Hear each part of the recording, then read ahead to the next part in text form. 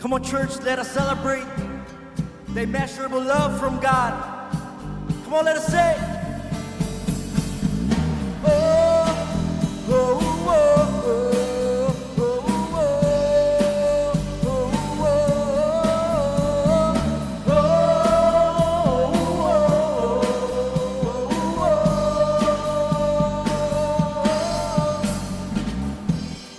Nothing can separate. Even if I run away, your love never fails.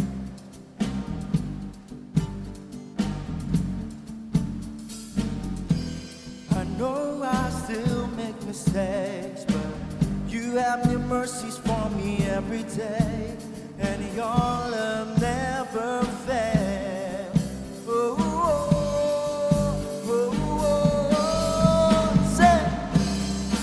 stay the same through the ages, and your love never changes. There may be pain in the night, but joy comes in the morning. Oh, and when the oceans rage, I don't have to be afraid, because I know that you love me.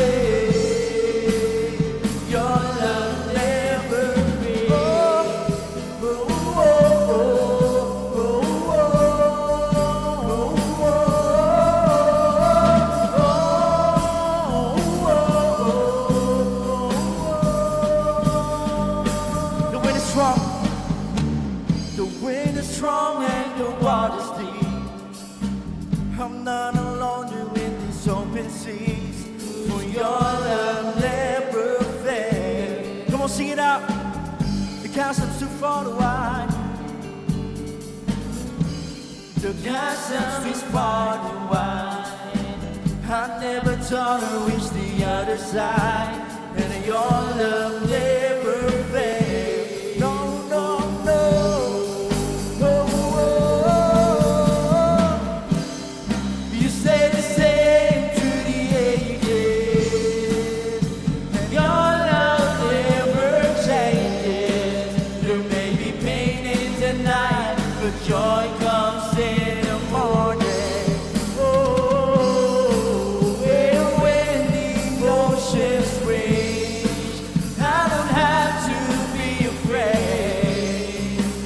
Cause I know that you love me, and your love never fades. Oh, your love never fades. Come on, sing it out. Cause you make all things work together for my good. Come on, sing it out from your heart. You make all things work together for my good. This is so true. Sing it out. You make all things work together for my good. Yes, you got it. Cause you make all things work together for my good. Come on and let's declare. Cause you make all things work together for my good. Yeah, you make all things work together for my good. Again, sing it out. Cause you make all things work together for my good. Yeah, you make all things work together for my good. Hey. You stay the same to the ages, and your love never changes. There may be pain in the night, but joy comes in the morning. And when the oceans rage, I don't have to be afraid, because I know that you love me. Your love never fades. You stay the same to the ages. Your love never changes. There may be pain in the night, but joy comes in the morning. And when the oceans rage, I don't have to be afraid, because I know that you love me. Your love never fades. Your love never fades.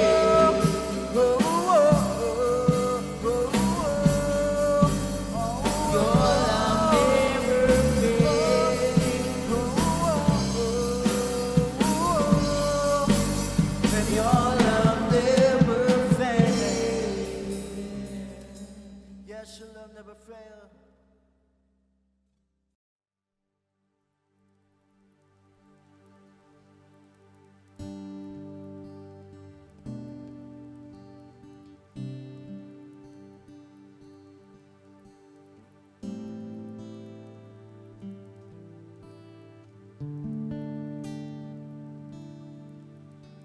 Katapatan mo, Diyos, tunay at dakila.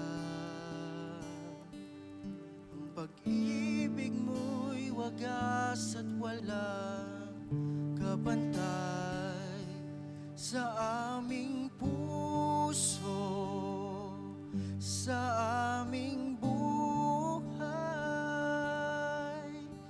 Papurit pagsambay ialay. Bukas noon, ngayon, magpakailanman, luwalhatiin ka. Minsan pa, katapatan mo, O Diyos, tunay at dakila.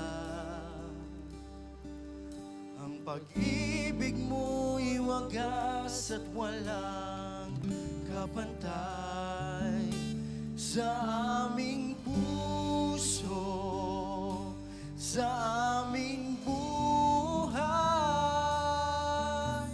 Papurit pagsambay, ialay. Bukas noon, ngayon, magpakailanman, luwalhatiin ka.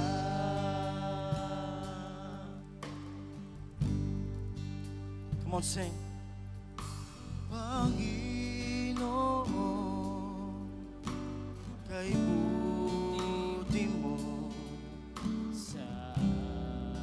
Come on, sing it out. Ikaw lamang, ikaw lamang, ikaw lamang ang tangi kong sasambahin. Awitan kita, awitan kita, at pupurihin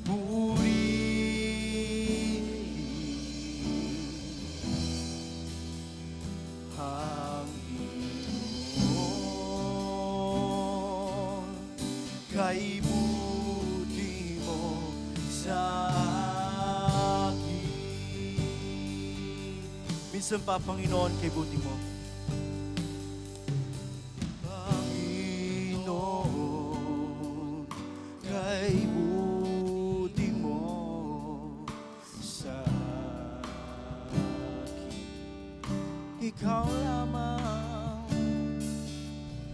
ikaw lamang ang tangi kong sasambahin. Come on, church, sing it out. Awitan kita at pupurihin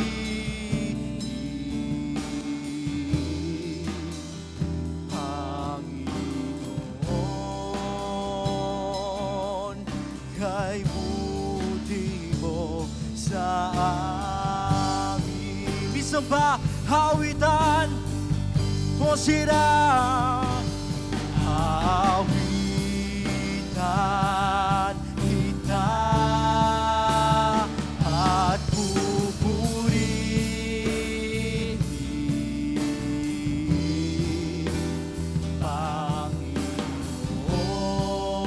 Panginoon, kay buti mo sa akin. Napakabuti mo, Diyos. Napakabuti mo, aming Diyos Ama.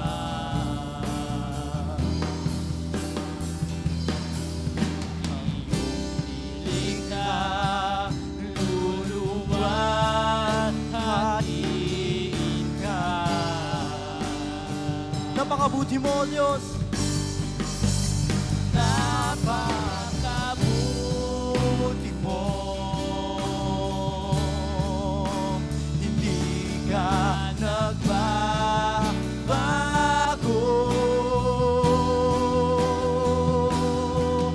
Noon, ngayon, kailan pa man sa buhay ko tapat.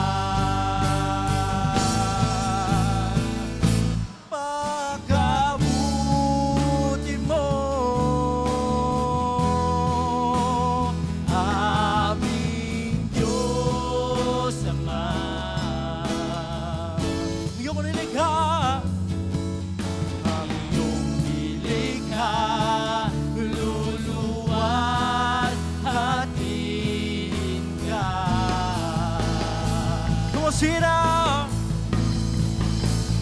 napakabuti mo, hindi ka nagbabago.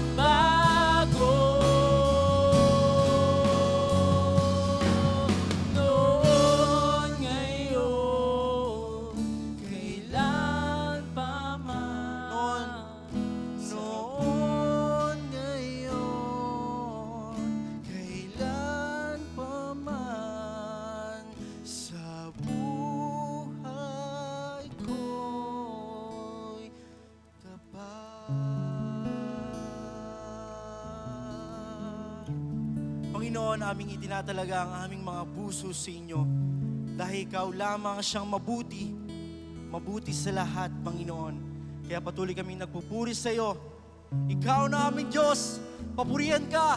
Ito ang aming samudalangin. Sa pangalan ni Jesus. Amen, amen. Come on. Hallelujah.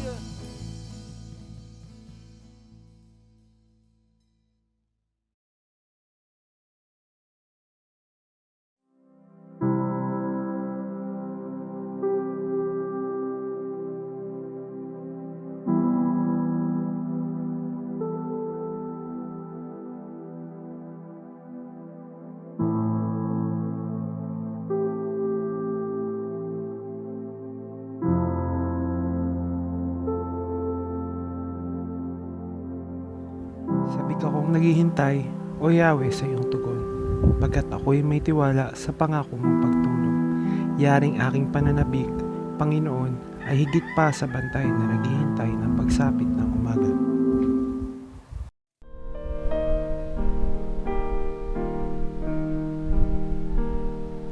Ang Panginoon'y papurihan natin at ipagnawitan. Maglingkod na walang humpay, sundin natin may katwaan.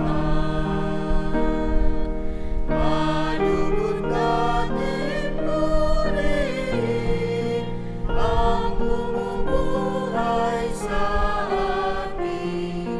Diyos na lubhang mapaging, tanging Amang maniliwin.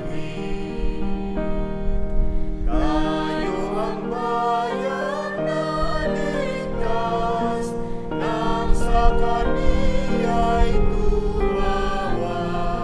Manatili tayong ganap sa mayaman niyang likas. Ang Kordero'y papurihan, lawagan at dalanginan. Tayo ay pinakikinggan sa anumang karalingan. At hindi kinakain ang masaganang pag-ibig sa bawat isang ibig na lubos ng pananalig.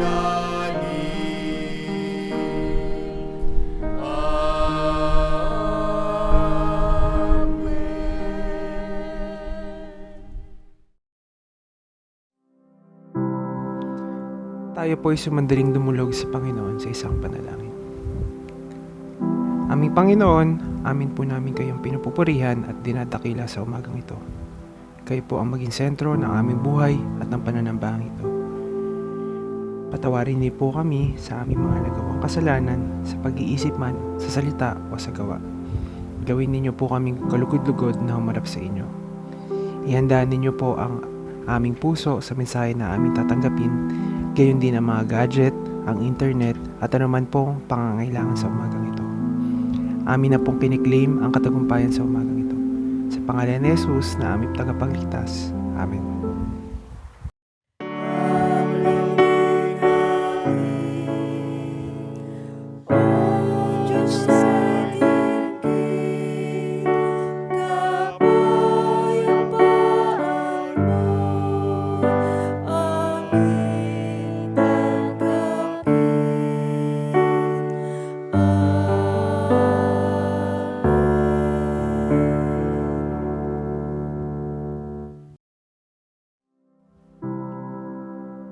Ating sagutang pagbasa ay matatagpuan po sa aklat ng 2 Korinto, Kabanata 8, talata 7 hanggang 15. Masagana kayo sa lahat ng bagay sa pananampalataya, sa pagpapahayag, sa kaalaman, sa kasipagan, at sa inyong pag-ibig sa amin. Sikapin ninyo maging masagana rin sa pagkakawanggawang ito. Hindi sa inuutusan ko kayo. Sinasabi ko lamang sa inyo ang pagsisikap ng iba upang masubok ang katapatan ng inyong pag-ibig. Hindi kaila sa inyo ang kagandahan loob ng ating Panginoong Hesukristo na kahit na mayaman ay naging dukha upang maging mayaman kayo sa pamamagitan ng kanyang pagiging dukha. Kaya ito ang payo ko, mas mabuting ipagpatuloy ninyo ang inyong pag-iipon ng kaloob na sinimulan ninyo noong pang-isang taon. Kayo ang nanguna, hindi lamang sa pagsasagawa nito, kundi maging sa paghahangad. Kaya tapusin na ninyo ito. Ang sigasig ninyo noon sa paghahangad ay tumbasan ninyo ng sigasig na tapusin ang bagay na ito. Magbigay kayo ayon sa inyong makakaya.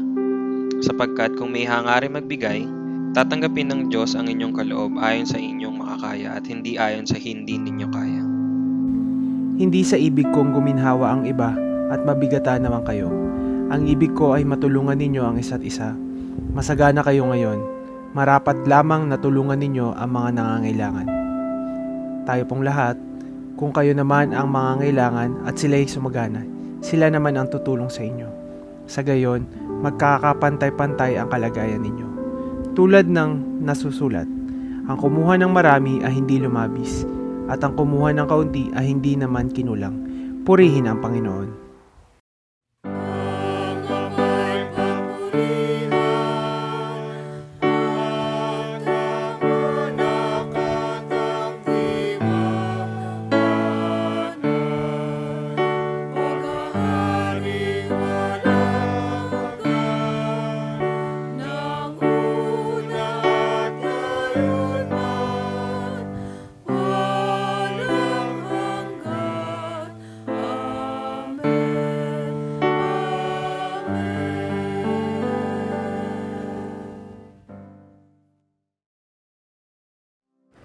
We, the Obando Central United Methodist Church, for the fulfillment of our vision, are committed to the following trusts: to nurture the faith and spirituality of our lay people through sustainable spiritual programs and activities based on the Methodist traditions and discipline; to witness and evangelize extensively in the community and provide adequate programs in the area of social growth and development; to steadfastly promote the stewardship programs of the Church and translate the effort to tangible physical results; to provide the atmosphere for sustainable leadership development of our lay and church workers, to enhance their ability to lead and administer the Church; to work hand in hand with the community to preserve and protect God's gift to Mother Earth. These we will do through the help of the Holy Spirit.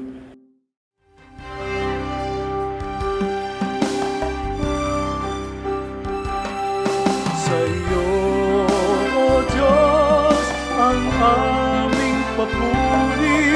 Sa iyo, O Diyos, lahat ng walhati. Sa pagkalinga mo sa mahabang panahon, naging tapat ka, O aming Panginoon. Mula sa aming lahat, buong pagmamahal, pasasalamat ng Obando Central. Sa iyo, O Diyos, ang aming papuri. Sa iyo, O Diyos, lahat ng walhati. Sa pagkalinga mo sa mahabang panahon, naging tapat ka, O aming Panginoon. Mula sa aming lahat, buong pagmamahal, pasasalamat ng Obando Central.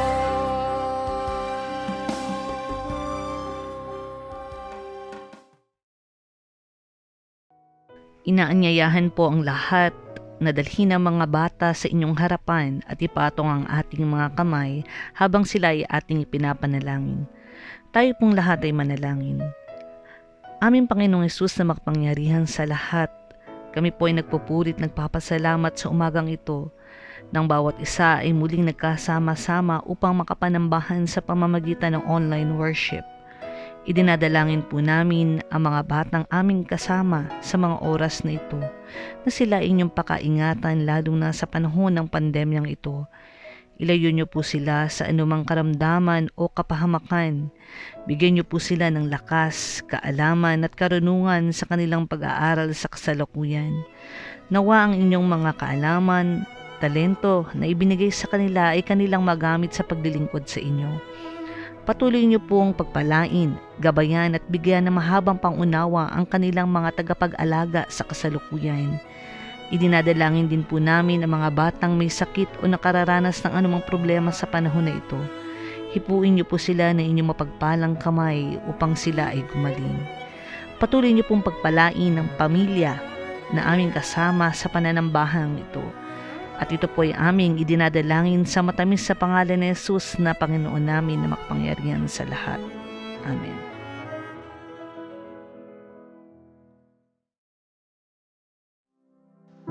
Ang lahat po ay inaanyahang tumayo sa pagbasa mula sa banal na kasulatan na matatagpuan sa aklat ng Ebanghelistang si Marcos, Kapitulo 5, mga bersikulo 21 hanggang 43. Si Jesus ay sumakay sa bangka at bumalik sa kabilang ibayo. Nasa baybayin pa lamang siya ng lawa ay dinumog na siya ng napakaraming tao. Naroon din ang isang tagapamahala ng sinagoga na ang pangalan ay Jairo. Pagkakita kay Jesus, siya'y lumuhod sa paanan nito at nagmamakaawa. Nag-aagaw buhay po ang anak kong dalagita. Maawa po kayo. Sumama kayo sa akin at ipatong ninyo sa kanya ang inyong kamay upang siya ay gumaling at mabuhay. Sumama naman si Jesus. Ngunit sumunod din sa kanya ang napakaraming tao, kaya't halos maipit na siya. Kasama rin doon ang isang babaeng 12 taon nang dinurugo. Hirap na siya sa sakit na iyon at marami ng doktor ang sumuri sa kanya. Naubos na ang kanyang ari-arian sa pagpapagamot, ngunit hindi pa rin siya gumagaling. Sa halip, lalo pang lumala ang kanyang karamdaman. Nabalitaan niya ang tungkol kay Jesus kaya't nakipagsiksikan siya hanggang sa makalapit sa likuran ni Jesus at hinipo ang damit nito sapagkat iniisip niyang mahipo ko lang ang kanyang damit, gagaling na ako.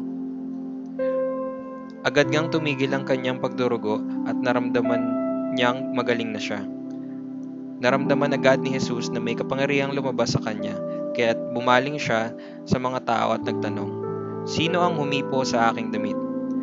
Sumagot ang kanyang mga alagad, "Nakikita po ninyong napakarami nagsisiksikan sa paligid ninyo. Bakit pa ninyo tinatanong kung sino ang humipo sa damit ninyo?" Subalit lumingon-lingon si Jesus upang tingnan kung sino ang humipo sa damit niya. Palibhasa'y alam ng babae ang nangyari, siya'y nanginginig sa takot at lumapit kay Jesus. Nagpatira pa at ipinagtapat ang buong katotohanan. Ngunit sinabi sa kanya ni Jesus, "Anak, pinagaling ka ng iyong pananampalataya. Umuwi ka na at ipanatag mo ang iyong kalooban. Ikaw ay magaling na." Habang nagsasalita pa si Jesus, may ilang taong dumating mula sa bahay ni Jairo. "Patay na po ang inyong anak, wag na po ninyong abalahin ang guro," sabi nila.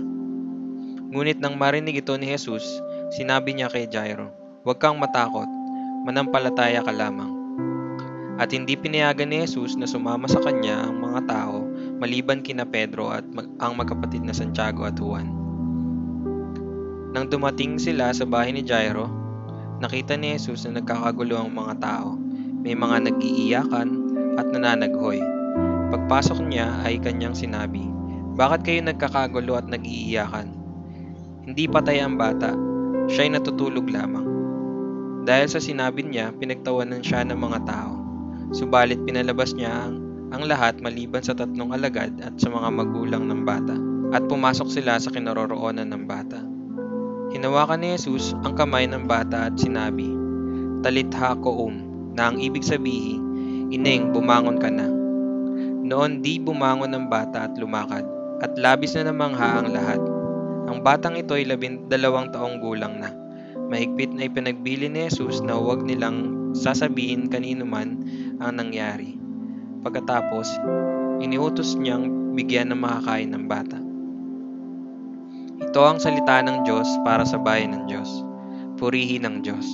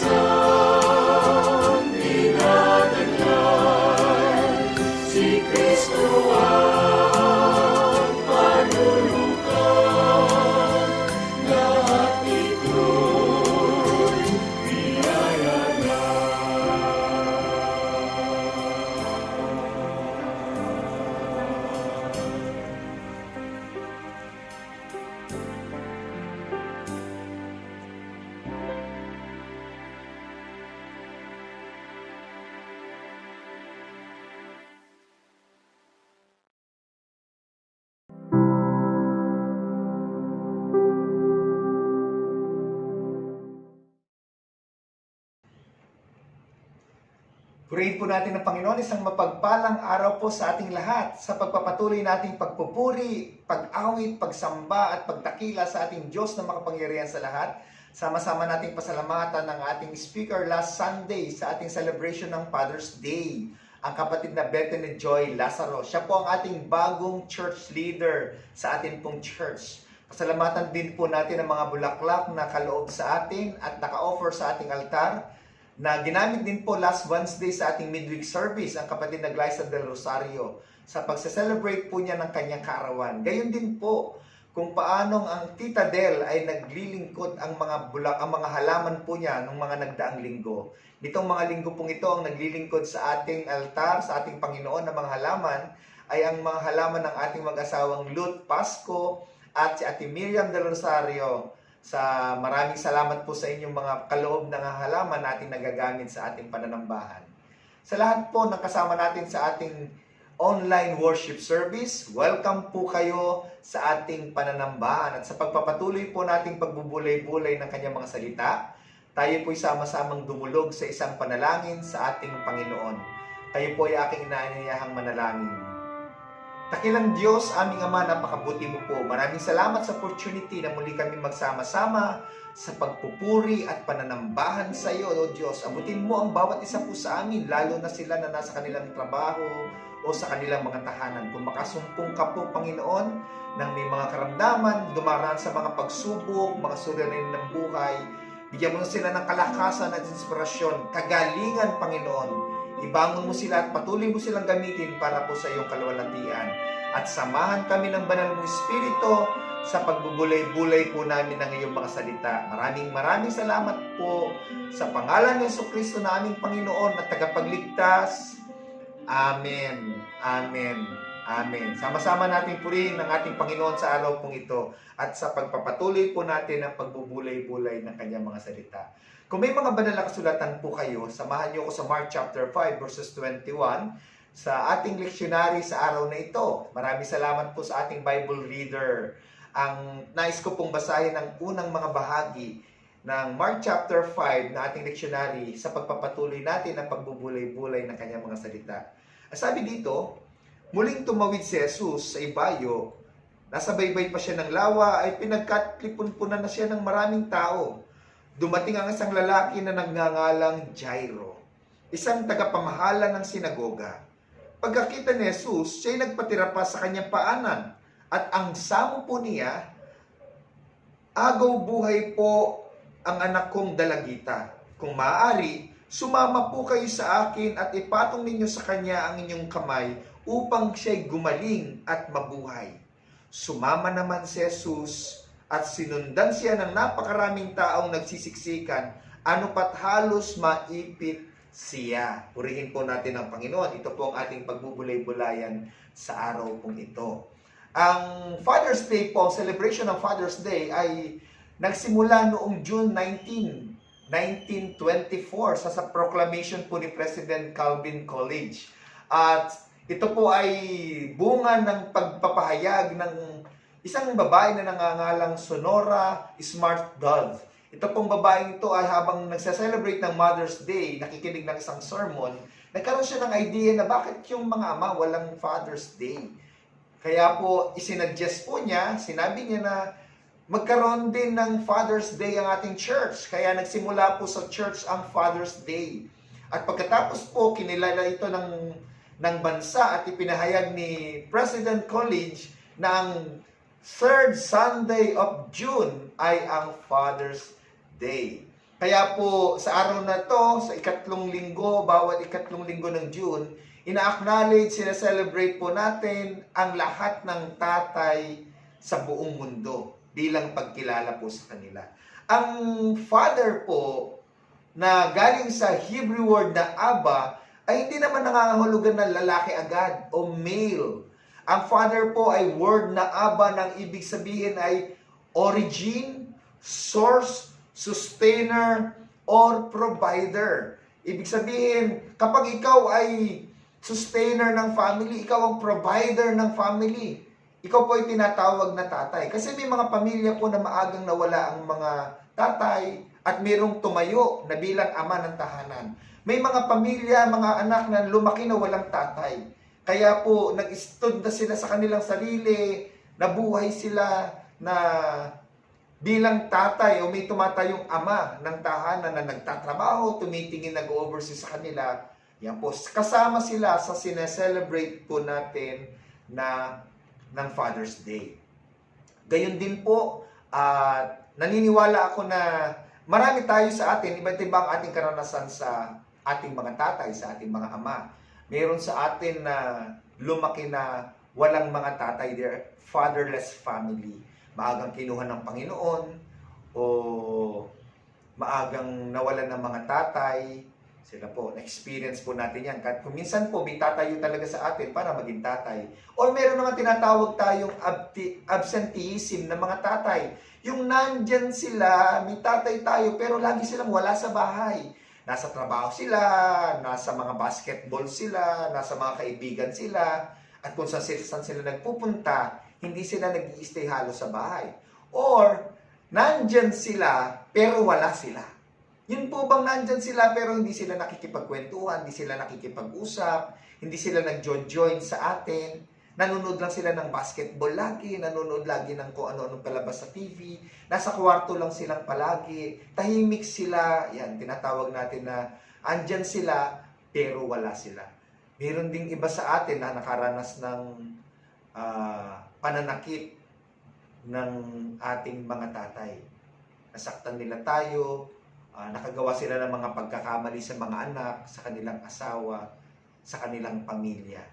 At meron din po sa atin na mga tatay na loving talaga, na mapagmahal, ipinuprovide lahat ng pangangailangan natin, binabantayan tayo. Meron din tayo mga tatay na andyan lagi protective naman, na hindi ka pwedeng maglalayo, kailangan nasa paningin ka lang niya lagi. Hindi ka pwedeng pumunta sa ibang grupo. Kailangan nasa grupo ka lang niya, nasa bahay ka lang. Kailangan alam niya lahat ng ginagawa mo. At may mga do's and don'ts ka na ginagawa sa iyong buhay. Kasi mga protective po sila. And no problem with that. Dito ang latest pong balita ngayon, si Richard Gomez. Kasi kinakabahan siya dahil mukhang mag-aasawa na ang kanyang anak. At the age of 21 po yata. Mukhang nagpaplano na, palapit na mag-asawa ang kanyang anak. Kaya panay ang advice niya, ingat kaya. Kasi may mga lalaki dyan, magagaling mag-joke, magaling manligaw, magaling mambola. Tapos pagdating sa dulo, kasi sabi niya, I am one of them. Winawarningan na niya kasi karanasan din po niya. At dito po sa banal na kasulatan, ang Panginoong Kristo po ay lumakad, naglakbay to grant and to respond in a father's wish or prayer. Si Jairo po. Isang tatay na ipinakikita ang kanyang pagmamahal sa kanyang anak.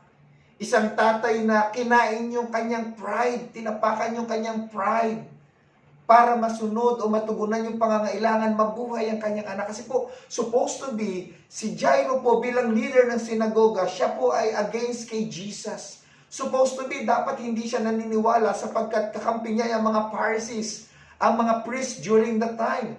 Pero dahil mahal niya ang kanyang anak, nag-aagaw buhay po ito. Binuksan niya ang puso niya sa Panginoong Kristo. Tinignan niya, totoo nga ba siya? Isa nga ba siyang naghihimala? Bumubuhay nga ba siya? Totoo nga kayang siya ang Panginoon? Then when he opened his heart, tinanggap niya at nakilala at nakita ng kanyang mga mata ang kabutihan at pagmamahal ng Panginoon at ang kanyang himala, ang kanyang kapangyarihan.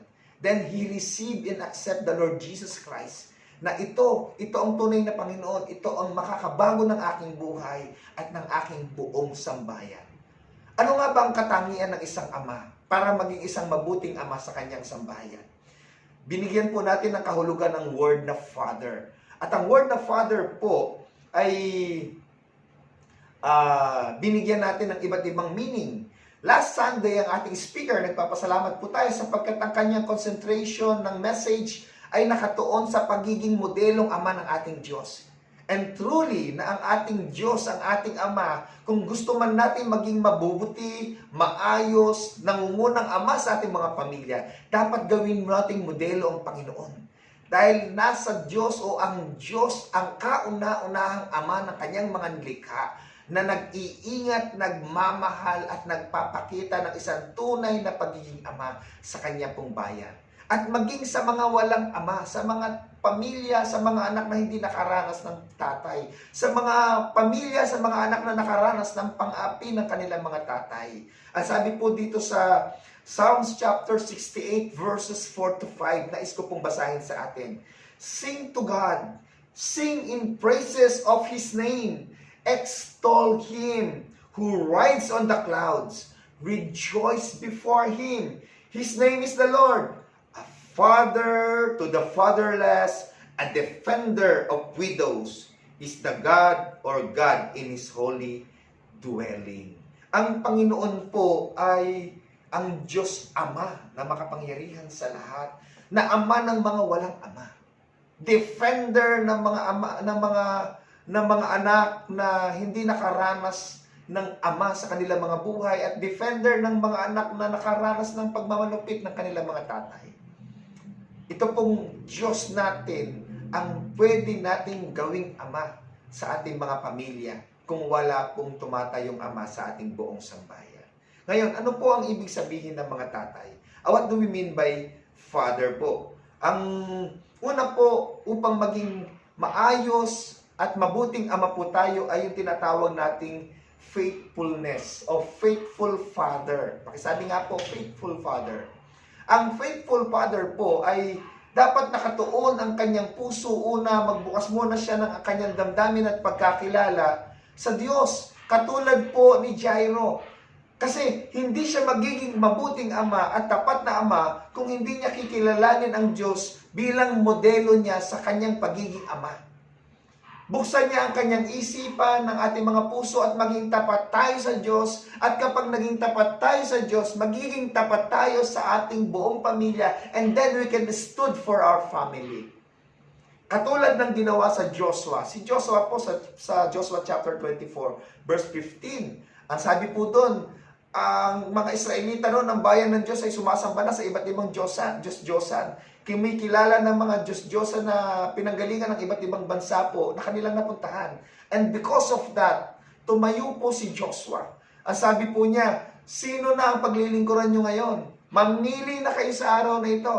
But as for me and my household, he represent his whole family. Siya ang tumitindig para sa kanyang pamilya. Why? Because he is faithful to God. Sabi niya, sa Diyos, kay Yahweh lang kami maglilingkod. Kapag faithful tayo sa Panginoon, maaakay natin ang ating pamilya sa harapan niya, sa paglilingkod sa Kanya. And because of our faithfulness, God grant us the authority to lead our family. Ang sabi po sa Bible, sa Ephesians chapter 5 verse 22 and other verses po na pwede kong kukuhanin ko. Sabi dito, mga babae, pasakop kayo sa sarili-sarili ninyong asawa tulad ng pagpapasakop ninyo sa Panginoon. Kung paanong nasasakop ni Kristo ang iglesia, gayon din naman ang mga babae ay dapat pasakop sa kanyang asawa. The same po sa mga anak. Tayo pong lahat sa family, dapat pasakop tayo sa authority na ibinigay ng Panginoon sa mga tatay. Kasi yun ang modelo ng pamilya na ginawa ng Panginoon. Ginawa o binigyan, binistow ng Lord ng authority ang mga tatay to lead the family. Para magkaroon po ng sunod-sunod na leadership sa family. At yung authority na yun ay nasa tatay po. And kung minsan, may mga time na mga tatay na mahinang mag-decide o weak sila pagdating sa decision making. Kung minsan ang strong personality ay ang asawang babae o yung babae. Kasi sa counseling po, pag nakita nyo yung problema na ang babae ay panganay, ang babae ay bunso, very strong po silang mag-decide. Very strong ang personality nila. Pero pag ang lalaki nasa middle ng family ng magkakapatid, halimbawa pangalawa sa 5, pangatlo sa 5, medyo weak po ang kanilang personality. Hirap na hirap silang gumawa ng desisyon. Gayunpaman, kailangan po ang respect ng asawang babae na may strong personality ay bigay niya sa lalaki sa pamamagitan ng pagbibigay ng mga suggestion. Yung mga ideas niya, pwedeng ibigay niya sa kanyang asawang lalaki, isuggest niya para itong lalaking ito, sa kanyang pagtingin kung alin ang tama at mali, makapag-decide para sa family, sa tulong ng kanyang asawa. Pangalawa, letter A, sabi doon, ang tatay ay teacher, trainer, at tayo po ay model. Ang sabi po sa Deuteronomy chapter 6 verses 5 to 9, kung babasahin niyo lahat yun, may isang part dito ang sabi, ang mga utos niya itanim ninyo sa inyong mga puso, sabi sa mga tatay. Ituro ninyo ito sa inyong mga anak, bulay-bulayin sa inyong tahanan, sa inyong paglalakbay, sa inyong pagtulog sa gabi, sa inyong pagbangon sa umaga. Therefore, talagang ang source po natin, ang pasimula ng pagiging ama natin, ay ang pagpapasakop sa ating Diyos, pagtatanim sa ating mga puso ng kanyang mga salita para ma-share, maituro natin sa ating pamilya, sa ating mga anak. Tayo po yung tatayo para sa kanila upang mahubog ang kanilang mga buhay sa pananampalataya at sa pagsunod sa ating Panginoon. Tayo po ay teacher. Tayo ay trainer, tinetrain din natin sila kung paano yun gagawin. At the same time, syempre tayo dapat ang model. Katulad ni Joshua, katulad ni Jairo, tumatayo sila para sa kanilang pamilya. At lahat yung kanilang mga anak, ang kanilang asawa, titingin po sa kanila, wow, talagang yan ang tatay namin. Wow, yan talaga ang asawa ko. Wow, yan talaga ang daddy ko. Tumitindig, nagtitrain, humuhubog sa buhay ng kanilang mga anak. And then, ang sabi po ng Panginoon, ginawa pa tayong head of the family.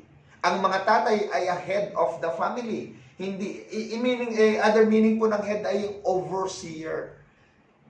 Nakakakita at nakakalam ng lahat ng nangyayari sa buong pamilya. Ang sabi sa Ephesians chapter 5 uli, Sapagkat ang lalaki ang ulo ng kanyang asawa, tulad ni Kristo na siyang ulo ng iglesia, na kanyang katawan at siyang tagapagligtas nito. Kung paanong nasasakop ni Kristo ang iglesia, gayon din naman mga babae, dapat kayong pasakop sa inyong mga asawa. Tayo po ang head of the family. Dapat alam natin ang lahat ng nangyayari sa lahat ng nasasakupan natin. Meron tayong sense of direction, mga kapatid. Maharap akayin ang ating pamilya sa walang tutunguhan, walang lugar na pupuntahan.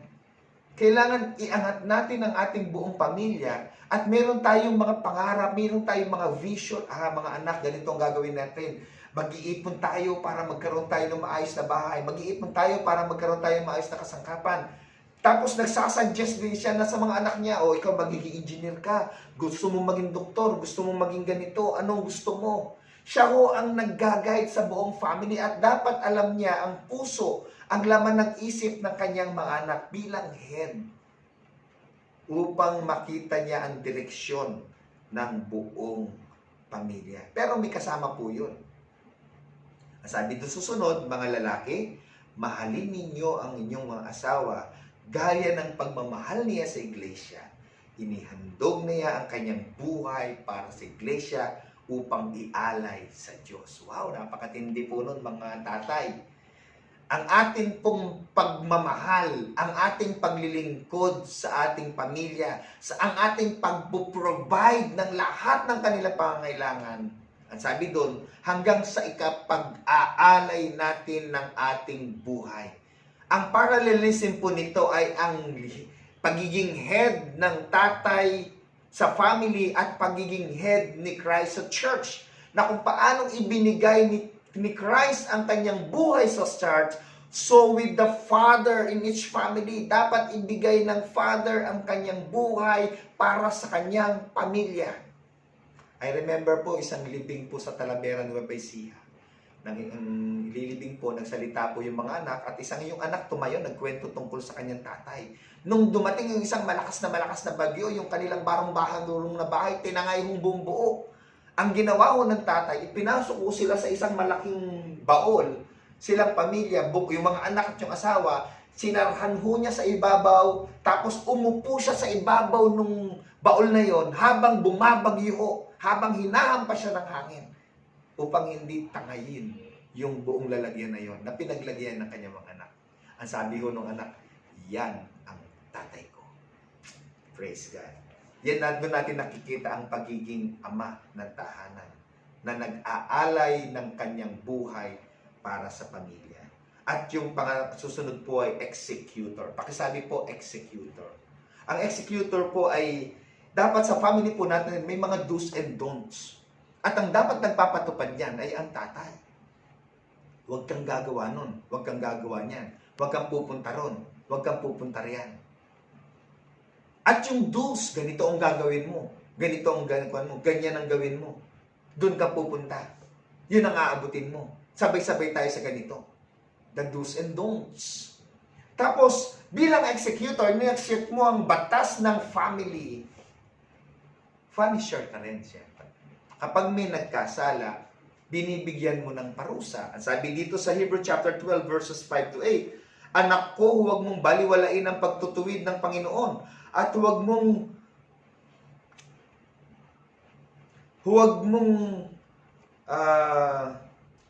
mamasamain kapag ikaw ay dinidisiplina niya, sapagkat dinidisiplina ng Panginoon ang mga minamahal niya at pinapalo ang itinuturing na anak. Talagang ang Diyos po natin bilang model, itinuturo na ang mga tatay dapat nagdidisiplina.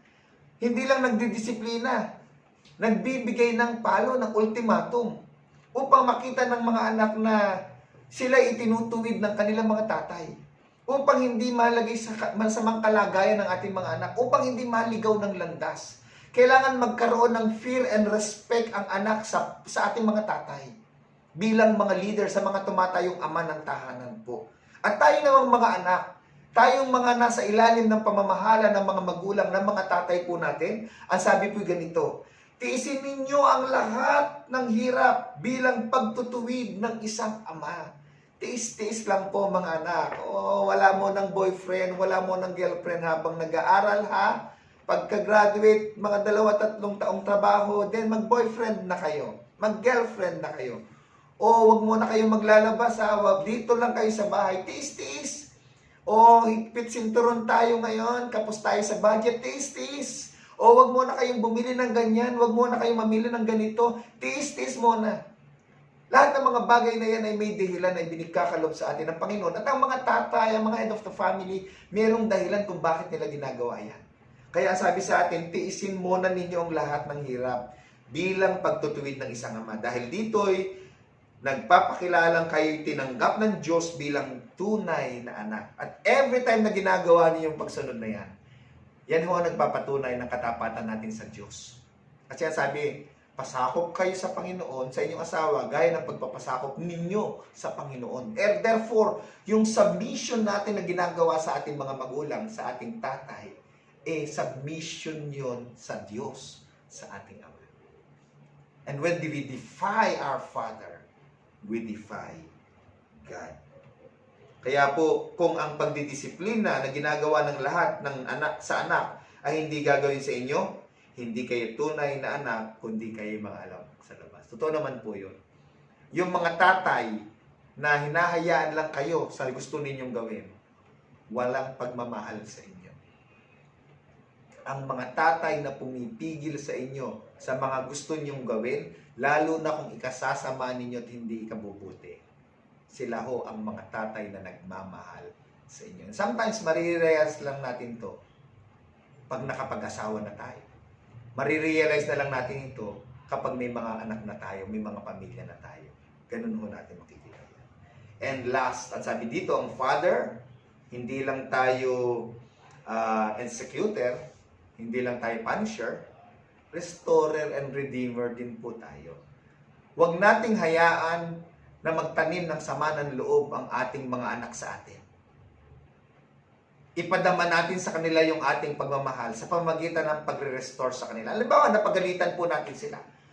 Pagkatapos ng mapagalitan, hindi amu-amuin natin. Libre natin sa Jollibee. Kainan tayo magkakasama. Kwentuhan ulit tayo. Kailangan i-restore po natin ang ating relationship sa kanila upang hindi sila magalit sa atin o tanim ng sama ng loob sa atin.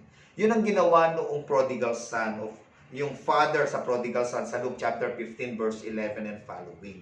Pinakita niya ang kanyang pagiging ama sa anak na in spite na marami siyang nagawang pagkakamali at kasalanan, sinalubong, inakap, tinanggap at ipinagkaloob uli ang karapatan ng pagiging anak sa pamilya, sa tahanan po nila. Sabi po dito, some of us ay nakaranas ng hindi magagandang karanasan sa ating mga tatay. Some of us, mapalad yung iba na mahal tayo ng tatay natin, nagtatrabaho silang mabuti, nagpo-provide, nagagampanan nila ang pagiging ama. Pero sa mga pamilya na hindi nakaranas ng ganoon, sa mga anak na nakaranas ng kalupitan ng kanilang mga ama, na kung minsan hindi rin kasalanan ng ama. Kasi may mga tatay tayo na lumaki na walang karanasan o naranasan sa pamilya ng pagiging ama. Kaya nung nakapag-asawa at nakapagpamilya sila, hindi nila alam kung paano nila palalakihin, iaangat ang buhay ng kanilang mga anak, kung paano didisiplinahin. Kaya katulad ng sinabi sa Bible, ang isang tahanan na nabuo sa wisdom and understanding, yun ang ibuhay natin sa ating mga pamilya. Magkaroon ng wisdom at pag-unawa kung ano nangyayari sa ating pamilya. Unawain natin ang kahinaan ng ating mga ama, ng mga nangunguna sa ating sambahayan. At i-release natin ang pagpapatawad sa lahat na nagkasala at nagkamali po sa atin.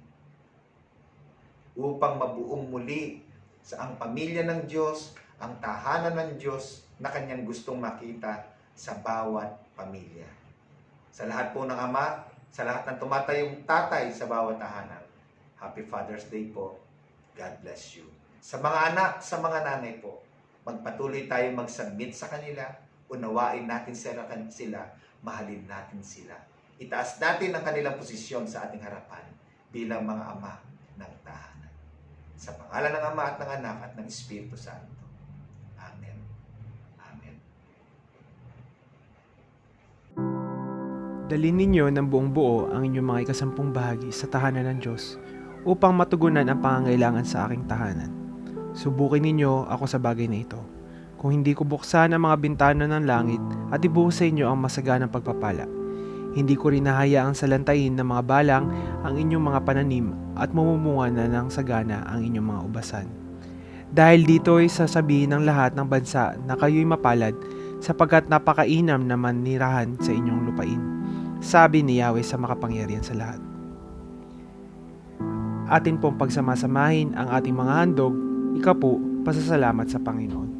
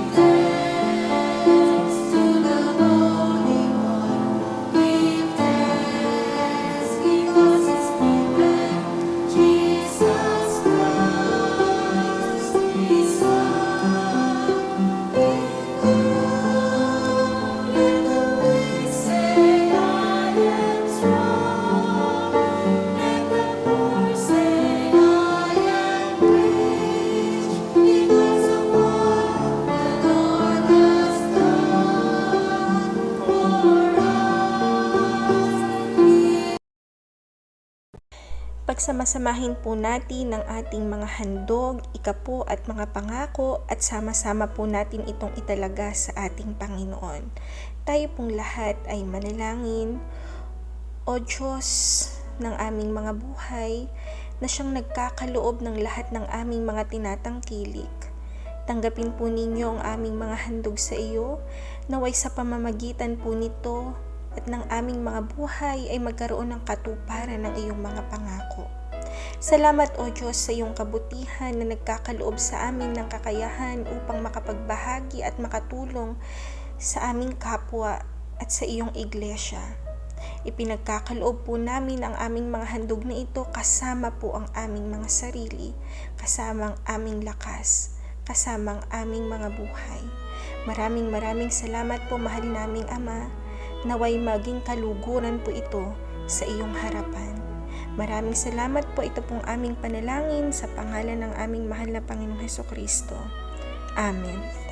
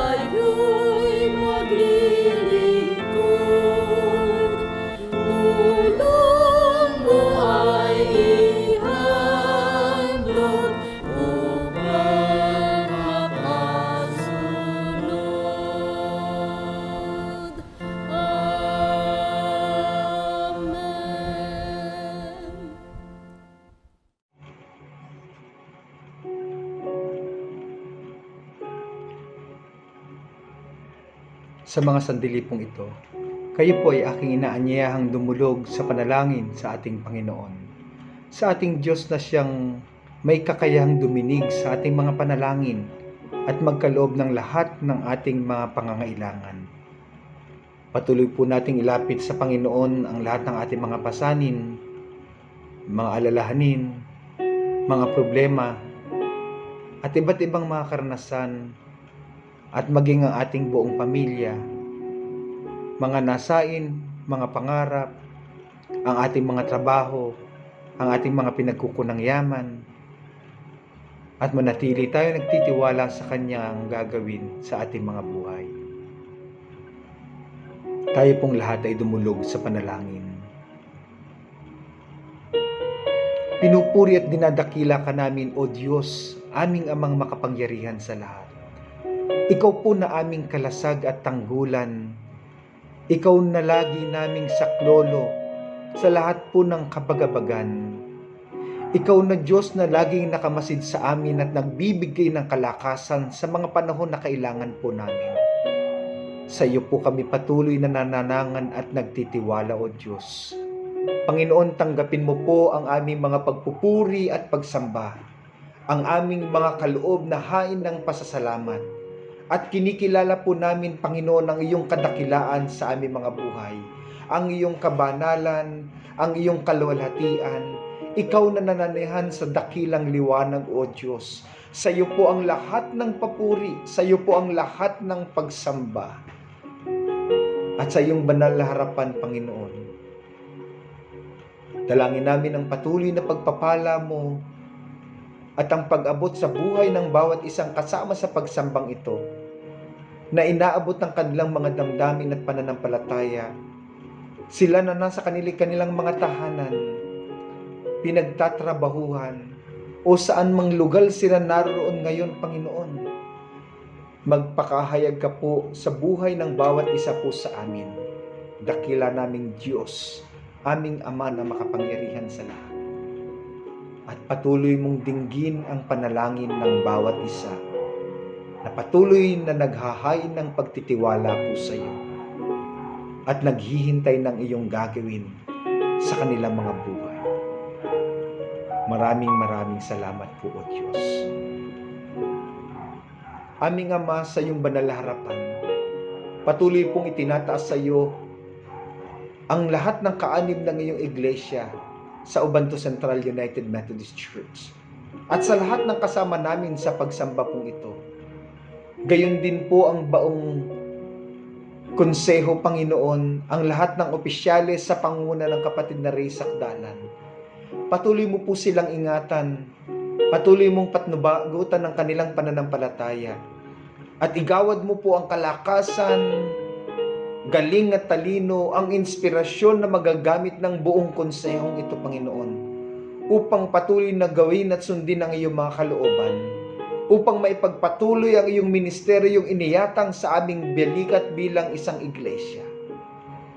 Pagpalain mo ang bawat isa po sa amin, O Diyos, upang ang lahat ng pagpapala ay maging bahagi sa iyong iglesia, sa iyong kaharian, nagiging sentro ng pagtulong at pag-abot sa nangangailangan. Maraming salamat po, O Diyos. Itinataas po sa iyo, Panginoon, maging ang aming D.S. Glenn Mandiola, kasama ang kaniyang buong pamilya. Patuloy mong ingatan ng kanilang buhay, ang kanilang kalusugan, at patuloy nag-akayin at gabayan, Panginoon, sa pangunguna sa South Bulacan District. Itinataas namin sa iyo ang aming mga obispo, si Bishop Seri, si Bishop Juan, si Bishop Torio. Patuloy mong ingatan ang kanilang mga buhay, i-inspire sila, Panginoon, at gamitin ang kanilang pananampalataya, gamitin ang kanilang pagpapala upang mapaglingkuran ka at ang iyong buong iglesia, ang buong United Methodist Church, O God, dito sa Pilipinas and even in abroad.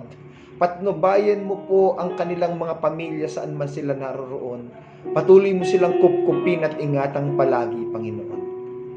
Dakilang Diyos, ipadama mo ang iyong pagkalinga at pag-ibig sa buhay ng iyong mga anak na ito. Maranasan nilang palagi ang iyong paglingap at ang masaganang biyayang dumadaloy sa iyo, O Diyos. Panginoon, nagpupurit, nagpapasalamat po kami sa mga kapatid namin na pinagkalooban mo ng ganap na kagalingan, kalakasan at kalusugan, Panginoon. Sa patuloy na pagkakaloob mo, O Diyos, ng katagumpayan sa kanilang mga buhay. Maraming salamat po. Gayon din sa mga kapatid namin na dumaraan sa mga pagsubok, O Diyos, sa mga panahong ito. Katagpuin mo po silang lahat, Panginoon. Papagtatagumpayin mo rin po sila. Aming Diyos, dakila naming Ama, sa aming mga magulang at kapatid na dahil sa kanilang katandaan at kahinaan, Panginoon, ng kanilang mga katawang lupa ay naratay sa higaan. Hayaang maranasan nila ang kalakasan ng kanilang pananampalataya at kapayapaan sa kanilang mga puso. Patuloy mo silang bigyan ng inspirasyon na nagdudulot ng kaligayahan sa panahon ng banig ng karamdaman, Panginoon. At iingatan mo po ang kanilang pamilya na patuloy na nag-aalaga, tumitingin sa kanilang mga pangangailangan. Igawad mo sa kanilang ibayong lakas at pagpapala. At maging sa lahat ng mga kapatid po naming nakararanas, Panginoon, ng iba't ibang uri ng karamdaman, nakararanas ng kahinaan ng pangangatawan, nakakaranas, Panginoon, ng kalumbayan, O Diyos. Abutin mo silang lahat, Panginoon. Yakapin mo silang lahat, O Diyos. Ibigay mo sa kanila yung kalakasan na kailangan nila sa mga panahong katulad nito. Igawad mo sa kanila ang iyong pag-ibig, O Diyos. Ang kagalingan, ang kalusugan, ang kalakasan, maging ang inspirasyon na sa panahong ito, Panginoon. Magkaroon sila ng pag-asa. Gayon din, O Diyos, sa mga mahal namin sa buhay na nasa ibayong dagat, nasa malalayong lugar, Panginoon. Ang tanging namin dalangin ay ingatan mo po silang patuloy. Samahan mo sila saan man sila naroon ngayon. Ilayo mo sila sa lahat ng uri ng pagkakasakit at anumang uri ng kapahamakan. At ibigay mo sa kanila ang pag-asa na ipagkakaloob mo ang lahat ng kanilang pangangailangan hanggang sila'y makauwi sa kanilang mga tahanan, O Diyos, na masusumpungan ng proteksyon na nanggagaling po sa iyo. Sa ilalim ng iyong kalinga at pagliligtas, Panginoon. Aming Ama, idinudulog po namin sa iyo ang aming bansa, ang aming bayan. Patuloy mo pong ingatan ang bansang ito sa pangunguna ng aming Presidente Rodrigo Duterte, ang buong administrasyon, ang mga taong nagiging advisor po niya o nakaka-impluwensya sa kanya.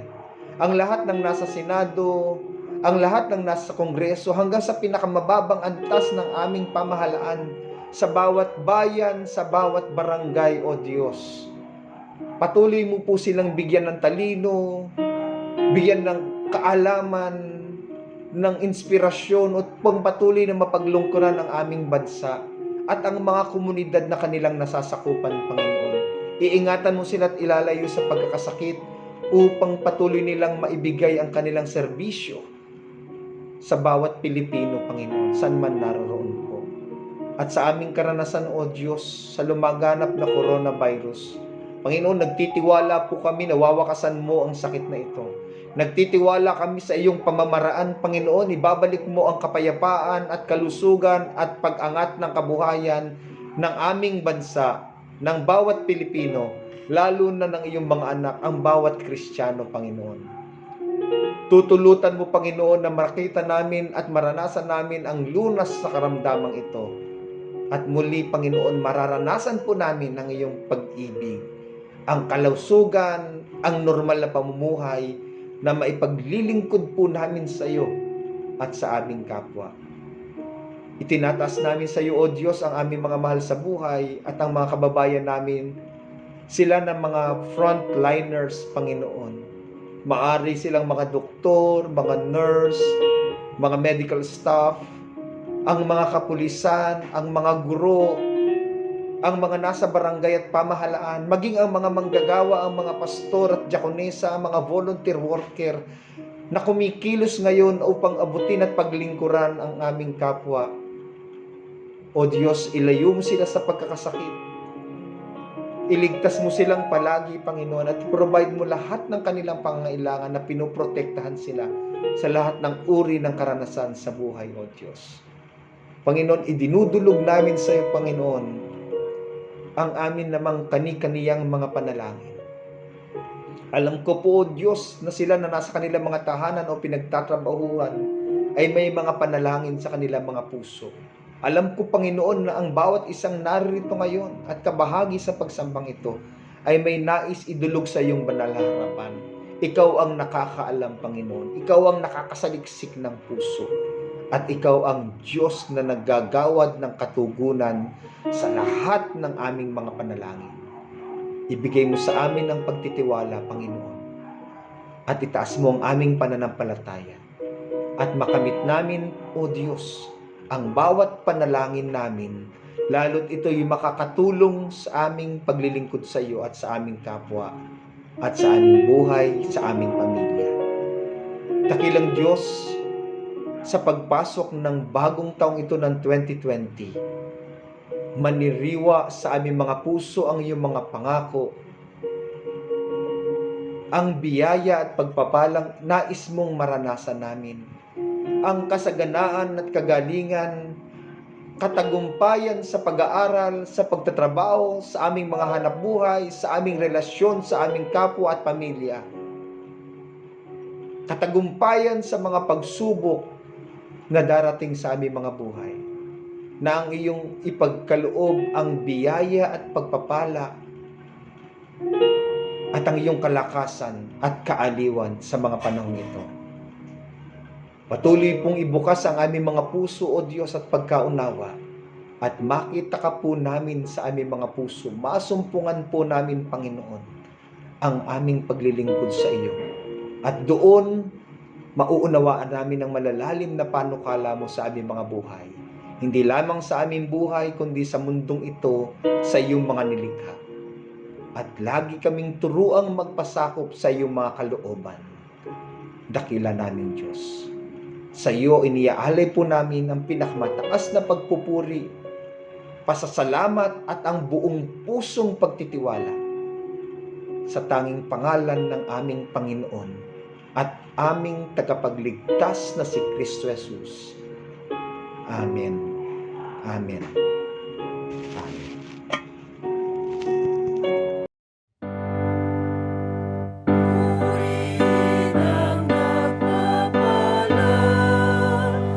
Diyos ng buong sanlilikha, purihin sa kalangitan, Ama, Anak, Diwang Banal. Amen.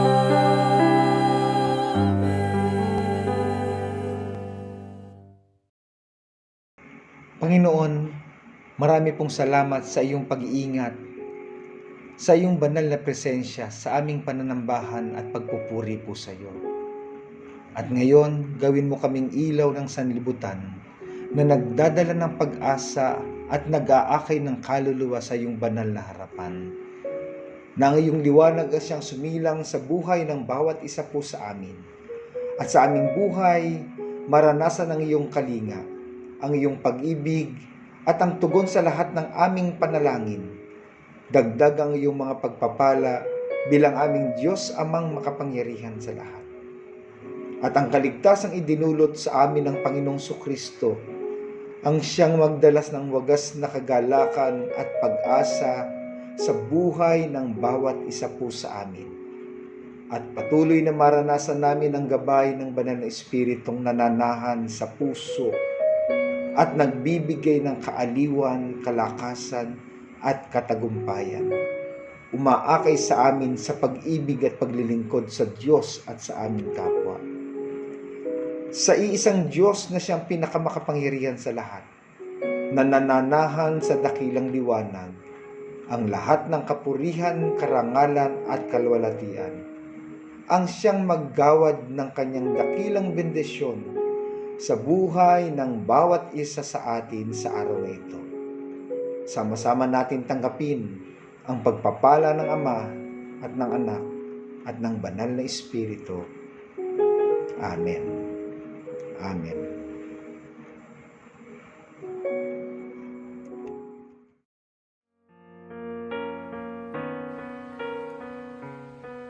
The Lord bless you and keep you.